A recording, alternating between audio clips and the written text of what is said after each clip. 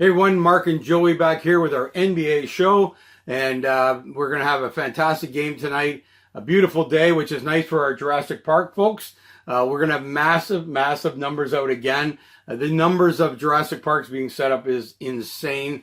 Everybody will be outside and celebrating and enjoying that, watching the game, with the game being in Golden State, obviously. So we're looking forward to another victory tonight, and I don't see any reason it won't be. Yeah, I mean, really, the only thing you're getting back is a hobble, Klay Thompson. Yeah. So I see Toronto being just fine in this game tonight. So, I mean, really, I feel like the series is over with. First time since 2016, so 1,100 days, Golden State isn't favored to win the title. Yeah. That's how long that they've been favored to win the title. I think it's Toronto all the way. I don't think Golden State could do enough. I don't think they get players healthy enough, fast enough. So I think it's all over. I think Toronto wins tonight. I think they win Game 5. I think it's a 4-1 series win for Toronto. Yeah. And a championship come north of the border, which obviously be the greatest thing ever. A lot of people think it will be Game 6 in Golden State, but we'll see. I certainly think Toronto. Well, Toronto gets home in Game 5, and they've got a 3-1 lead. It's over. Yeah, they're going to win at home. There's just no doubt about it. However, we're going to hear all the stuff about the injuries, but I did love, you told me yesterday about what LeBron said about a lot of Golden State championships. Well, all this stuff about, oh my God, they're depleted, all this. And he went down every year that Golden State beat him, and who was missing. Everyone has mentioned it, that his teams have always been hobbled against Golden State, and then Golden State last year got lucky against Houston, that Chris Paul went down despite the fact that they were up by halftime in Game 6. They were already up 3-2 in the series and lose both games. So Golden State has had their runs through, and one of their keys has actually been the fact that they're healthy, and that's the point of super teams, is that they're healthy. One guy goes down, they should be able to contend. They have had both guys go down. That's the way it is. They don't have depth because of the super teams, because you get three big players, you got to pay them all. In fact, they have 4 or 5 big players. Yeah, you got to pay them all. They're all all-stars. That's what someone said. Without Durant, without Klay Thompson, they have 3 all-stars and a finals MVP still. So that's the way these super teams go. Toronto, though, is more balanced. They have more depth.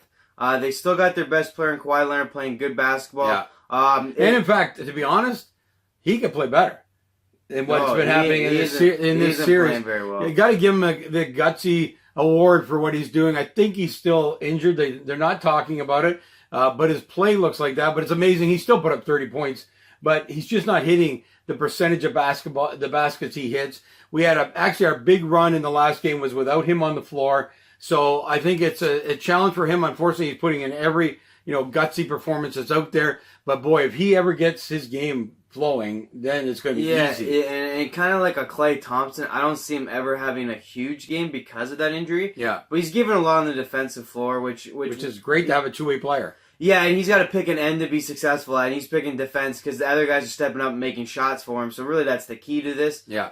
Is Danny Green, is Kyle Lowry, Fred VanVleet making shots, so that way he can go, okay, guys, I'm going to dedicate whatever energy I got through this knee injury to play on defensive end. That's what he's doing. So, yeah, he's looked good on defensive end. I mean, he still has a lot of blocks, a lot of steals. Just no one's really going one-on-one against him either, just from pedigree. So, he's doing enough, and on the offensive end, he's made the open threes. He's just not able to create his own shot like he normally is. So normally, you give him the ball, he can create a shot, right? Which means dribble in, go left to right, create a shot. He's not able to do that, but he's made open threes. He's made easy floaters. So he's contributed enough that with what the guys are doing around 30 points, people are pretty happy about no matter what. Yeah. But well, he's getting to the free throw line the most. And he never misses, which is great. Although he's had a couple surprise misses, but yeah, I mean it's still amazing. But he still hasn't been at his peak here. I think we're may get an opportunity to see that tonight. But you know what? Everybody else has stepped up. That's been the great thing. Guys coming off the bench have been amazing. A lot of great defensive plays, as you were saying. Siakam might be the MVP. Well, Siakam should be the MVP if he continues to have games like he has in Game 1 and Game 3. Yeah. Because on the defensive end and on the offensive end, he's been as equal as anybody. On the defensive end, he's been phenomenal. Blocks. Just made it difficult for guys to shoot around him. Yeah. Steals. And then on the offensive end, he's just driving the hoop, really, is what he's doing. He's realizing mismatches, and he's just going for it. He's been fouled quite a bit, but he's been layups, dunks. He's had everything going. Yeah. He hasn't taken the threes, which is good because he hasn't been very good with the threes. Oh, my God. So, Pascal Siakam should be the MVP if he can put up more performance like he did in Game 1 and Game 3. I tell you what, if he goes Game 4 and 5 with 30-point performances, or high 20s, he should definitely get it. Yeah, I would say so for sure. So we're looking at tonight's game. Raptors, we're calling to win Well, we're comfortably. picking the Raptors, but the key is know? the game. The keys to the Raptors is supporting cast. Obviously, that's the keys to the Raptors. I think it flows through Lowry. So that's the key to the Raptors. Flowing through Lowry, allow everyone to get involved. And just supporting cast doing enough. So I'd like to see 5 guys in double digits tonight. You don't need one guy to have 40. Keys to Golden State is Klay and Thompson having 40. They need to have big games individually. They need Klay to put up 30. They need Steph to put up 30. Draymond to put up high teens. Iguodala to put up double digits. That's the only way they win. On the defensive floor, they can do it enough. But on the offensive floor, that's where they need to. They have not gotten to 110 points this whole series. And we're scoring a lot. Don't know if they will tonight. But in my mind, that's what you need. You need Klay 30, Steph 30, Draymond 20, and Iggy in double digits. In my mind, that's the only way they win tonight in Golden State. So those are the keys to the game. Really, on the point side is the Raptors need about 5 or 6 guys around double digits, and then Kawhi just doing his thing. And then Golden State has 4 guys, and they all need to be huge. Yeah. And Steph and Klay need to be massive. Exactly. And it's just the way it's going to be. And the way I think in my mind Golden State has success tonight is Steph Curry having a big game because Klay Thompson doesn't create his own shot either. And if you don't know what that means he doesn't get the ball and create stuff. He's a guy that runs around, gets open, and shoots. Yeah. With a hamstring injury, I don't know what that will do to him. That's why I think Steph needs to be active. Steph's active, he'll get his open shots, and he has to nail every single one of them. And that's how they'll win tonight if you're a Golden State fan. On the defensive end, they need just to lock down the supporting cast of Toronto, which is difficult to do right now. So, really, I think Toronto's got it all going for them. They got a supporting cast. They got a superstar certainly no excuses. That's 85, 90%, which is better than their stars right now. And there's no excuse not to get this game tonight and win it. Hopefully, in Game 5 in Toronto would be insane. At worst case, Game 6 in Golden State, you'd still see all the Jurassic Parks going. So you wouldn't have the home crowd, but the Jurassic Parks would go nuts. I think. But I think we need tonight because we don't want to give Golden State any time to get healthier. That's the one thing about taking the night, right? If you go to Game 6, Durant could come back. Yeah. What does that mean? Well, it could just mean a good shooter. It could mean a good bench player. Like they could easily insert him in certain roles. Right. I think it's false hope. But if they did get to Game 6, that's a lot of days away. People don't understand that. It's about almost a week away. So could he come back and at least be a shooter? I think he could. So you don't want to allow us to get to Game 6. No. You want to end it in 5. And because if you don't, you're right. If they lose tonight, I think Golden State loses Game 5. But then that's only 3-2. Can they come home and win a Game 6? Yeah, definitely. Could they put Durant there and him not be that effective but get maybe 20 just from shooting? Definitely. And then you're back in Game 7 in Toronto 10 days from now. And you're looking at it going, Game 7s, man, you just never know in those. Yeah. And that's not fun position to be in. So I think you get tonight, you end it in Game 5, and it's a championship for Toronto. And I don't even know how I'll react. I probably won't go as crazy as I think I'll go, but I'll probably be real excited about it. It'll be something else. The people down in Jurassic Park will go absolutely crazy. Yeah, I can't even imagine the crowd. If we win tonight, the crowd on the 5th game would be there might be 300,000 people watching. Watching the games not live, but kind of live because they're all out there, together and yelling and screaming, watching the big screens, and it might be the biggest. It might be the biggest thing basketball's ever seen, and maybe any team sport. You have nobody work. Everyone will take the day out. Everyone will go nuts. Everyone will just be insane. It would just. You'd have to have a holiday the next day on Tuesday because the game would be Monday. On Tuesday, you have to have a holiday. No kidding. No one's showing up to work. Now, unfortunately, we're going to have to talk a little bit about the fact that the basketball game hasn't even been the biggest news of that game the other night.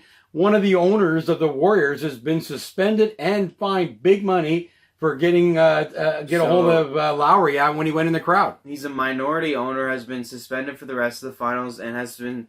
I heard it might be a year ban. Yeah. But also fined 500 G's, which is $500,000. The push was bad. It was wrong, and unfortunately, basketball is great privilege is being as close as you can to these players. You cannot push no matter how much you want your team to win. And at the end of the day, I think what he said was wrong too, according to Lowry. We've heard that. They're investigating that. I don't think it was racist now. What they're saying is it was a lot of swear words, though. So, right. Man, you have the privilege to have enough money to own part of a team in the NBA. They give you the privilege of being this close. You can't be like an out of control fan. Well, God. Well, and people like Drake is nothing like this. Drake is fun. He's not mean to these players. He would never push a player, and that's my beef kind of with this. Is man, you have enough money on this team. You get the chance to be this close to these players. LeBron tweeted about the other day. You get a chance to be this close to us. No other sport would allow it. And now you're forcing the NBA to look at that and wondering should they push us back because as an owner, you're so stupid. You can't control yourself when Lowry goes fun in the crowd. I just feel like obviously it's disgusting. I feel like the ban's good, the fine's good. And please, please, please do not take advantage of your privileges of being courtside. Well, pretty soon we're going to see boards up in the basketball court like you have in hockey, so that the fans can't get at the players. It doesn't happen enough. It doesn't happen enough, I think, to go to that extreme.